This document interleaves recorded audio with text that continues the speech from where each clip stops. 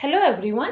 Today we are discussing lecture 6 on non-linear partial differential equation of first order and we are doing type 2.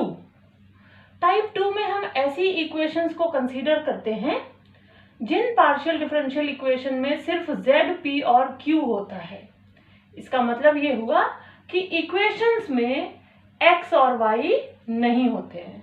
ठीक है, अब इसको solve करने के लिए क्या स्टेप्स हैं, उसके लिए हम सबसे पहले x plus a y is equal to u या आप कह सकते हैं u is equal to x plus a y assume कर लेते हैं। जब हम ये अज्यूम करते हैं तो हमें कुछ p जो है ना वो इस तरह से मिल जाता है और q इस तरीके से मिल जाता है। इन वैल्यूज को हम इस दी हुई इक्वेशन में पुट कर देते हैं तो हमें एक ऑर्डिनरी डिफरेंशियल इक्वेशन मिल जाती है z और u में और उसे हम सॉल्व कर लेते हैं और वापस u की value x plus a Y में पुट कर देते हैं। ये जो मैंने प्रोसेस बताया है ये कैसे अप्लाई करते हैं चलिए इस क्वेश्चन में देखते हैं। यहाँ मुझे दिया हुआ है एक पार्शियल डिफरेंशियल इक्वेशन जो कि नॉन लीनियर है क्योंकि p इंटू क्यू बन रहा है यहाँ पर। और ध्यान देने की वाली बात है इसमें z है, p है और q है पर x और y नहीं है। तो स्टेप 1 में हम क्या करेंगे, सॉल्यूशन के स्टेप 1 में हम करेंगे, हम लेट कर लेंगे that u is equal to x plus a y और जैसे ही हम x plus a y let करते हैं हमें मिल जाता है p is equal to d z upon d u और हमें मिल जाता है q is equal to a d z upon d u. Step 2 में हम क्या करते हैं, अगर मैं कहूं कि ये इक्वेशन 1 है then substitute the values of p and q in equation 1। हम इक्वेशन 1 में इन p और q की वैल्यूज को सब्स्टिट्यूट कर देते हैं तो देखिए हमें क्या मिलेगा, हमें मिलेगा D z upon d you 1 plus a d z upon d u और हमें मिलेगा a d z upon d you into Z. ध्यान से देखिए ये D z upon d u और ये D z upon d you cancel हो जाएंगे। जब ये दोनों कैंसिल हो जाएंगे तब हमें क्या मिलेगा, लेट अस सी। और देखिए जब d z upon d u दोनों लेफ्ट हैंड साइड और राइट हैंड साइड से कैंसिल हो जाएंगे तो हमें मिलेगा a 1 plus a d z upon d u is equal to a z और इसको और सॉल्व करने पर हमें मिलेगा a d z upon d u is equal to a Z minus 1 और सॉल्व करेंगे तो हमें मिलेगा a upon a Z minus 1 into dz is equal to du on integrating both sides। अब अगर हम दोनों साइड्स को इंटीग्रेट कर दें तो हमें मिलेगा integral a upon a Z minus 1 d z is equal to integral d u. इसको सॉल्व करेंगे जब t मानकर तो हमें मिलेगा, चलो मैं करके दिखा देती हूँ, A Z minus 1 is equal to अगर हम t मान लें लेट तो हमें मिलेगा a d z is equal to d t.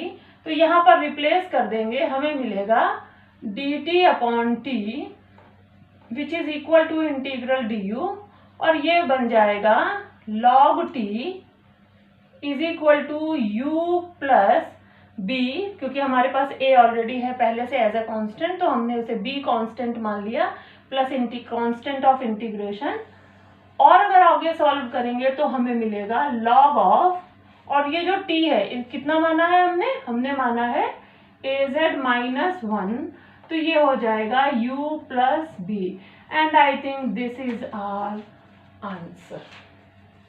तो आपने देखा कि हमने कितनी ही आसानी से इस क्वेश्चन को सॉल्व कर लिया, लेकिन अभी इसमें एक स्टेप छोटा सा बाकी है, स्टेप 3। स्टेप 3 की हम u को रिप्लेस करेंगे वापस x प्लस ए वाई से।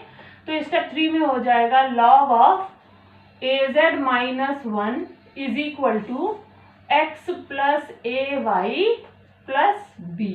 तो अब ये हमारा पूरा आंसर निकल कर आ गया। तो जैसे कि मैंने आपको बताया था कि 3 स्टेप्स में हमारा ये आंसर निकल के आ जाता है। So hence it is done. So now let us see one more question. इसमें कहा गया है सॉल्व कीजिए, z स्क्वायर है और ब्रैकेट में है p square x square plus q square is equal to 1। अब हम इसका सॉल्यूशन करेंगे, पर अब बात आती है, क्वेश्चन आता है ये कौन से टाइप का है। ठीक है, पिछला जो हमने टाइप किया था non linear partial differential equation of first order में, वो f p q is equal to 0 किया था। इस बार हमने किया है f z p q is equal to 0, type 2 कर रहे हैं। पर याद रखो मैंने आपको शुरू में बताया है कि टाइप 2 में तो x होना नहीं चाहिए, पर यहाँ तो ये x है। तो अब क्या करेंगे, इसके लिए हम क्या करेंगे, हम इस इक्वेशन में को देखो, हम इस इक्वेशन को इस तरह से भी लिख सकते हैं। हम p को लिख सकते हैं x del z upon del x और इसका whole square plus del z upon del y और इसका whole square, this is equal to 1। ठीक है, अगर हमारे पास मल्टीप्लिकेशन में x और सेम पावर में x होता है तो याद, आपको इससे पिछला वाला वीडियो आप देखेंगे जिसमें मैंने f p q is equal to 0 में एक एग्जाम्पल लिया था और उसे सॉल्व किया था।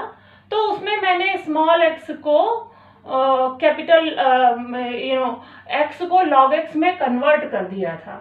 तो हम क्या करते हैं, हम अज्यूम कर लेते हैं इस केस में, अगर x या y कोई भी मल्टीप्लिकेशन में हो और पावर सेम हो तो, ठीक है, तो इसमें केवल x है तो केवल x को अज्यूम करेंगे। अगर y में भी इस q में भी y होता तो हम y को भी अज्यूम कर लेते, लेकिन सिर्फ p में x है तो हम x को अज्यूम करेंगे। तो हम क्या अज्यूम करेंगे, that let capital X is equal to log x।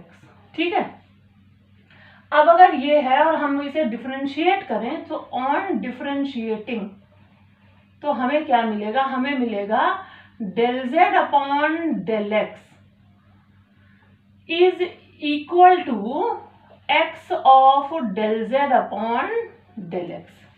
करके देखिएगा, ये सब आप लोगों को आता है क्योंकि मैं पार्शियल डिफरेंशिएशन पढ़ा चुकी हूँ। तो this is not a very difficult task for you guys, आप आसानी से यहाँ से ये निकाल सकते हैं। ठीक है, अब अगर हमें ये मिल गया है तो इसका मतलब हुआ इस पूरी वैल्यू को मैं यहाँ पर पुट कर दूंगी। तो जब मैं पुट करूंगी तो मुझे मिलेगा z स्क्वायर और del z upon del of capital X का whole square plus del z upon del of small y का whole square is equal to 1।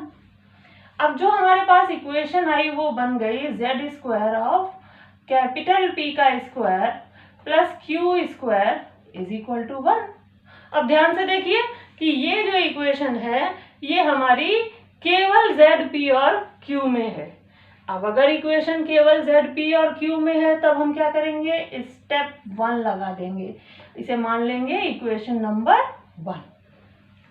तो मैं स्टेप 1 अप्लाई करूंगी। स्टेप 1 में हम क्या मानते हैं, हम अज्यूम कर लेते हैं कि जो u है वो दिया हुआ है x प्लस ay और उसके हिसाब से जो हमारा p है वो बदल जाता है dz अपॉन du में और q जो है वो बदल जाता है a dz अपॉन du में, और इसे हम वापस सब्स्टिट्यूट कर देते हैं इक्वेशन 1 में। तो सब्स्टिट्यूट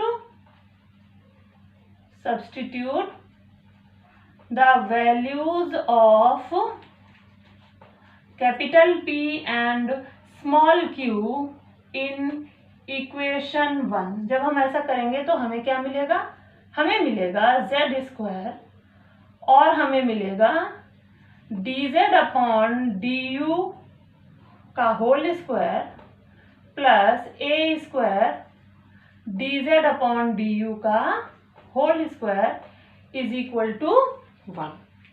ध्यान से देखिए, यहाँ से हमारे पास dz अपॉन du का होल स्क्वायर कॉमन आ जाएगा। ठीक है, तो जब हमें कॉमन आ जाएगा तब हम क्या करेंगे, सो लेट अस सी।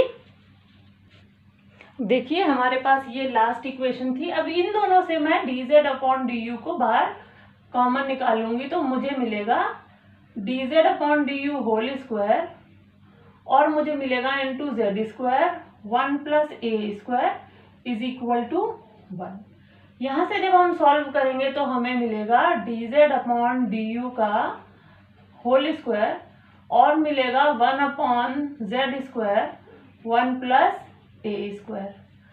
और अगर हम दोनों तरफ अंडर रूट ले लें तो हमें मिलेगा dz upon du is equal to 1 upon z 1 plus a square. इस इक्वेशन को हम कुछ इस तरह से लिख सकते हैं z dz is equal to 1 upon 1 plus a square du। ठीक है, अब हम इंटीग्रेट कर दें दोनों साइड। तो ऑन इंटीग्रेटिंग या सॉल्यूशन करने पर एक ही बात है, तो जब हम इंटीग्रेट करेंगे ये हमें मिलेगा z स्क्वायर बाई 2 और यहाँ से हमें क्या मिलेगा 1 अपॉन, ये अंडर रूट का होगा याद रखिएगा, क्योंकि देखिए यहाँ पे मैं अंडर रूट लगाना भूल गई, आप लगा लीजिए।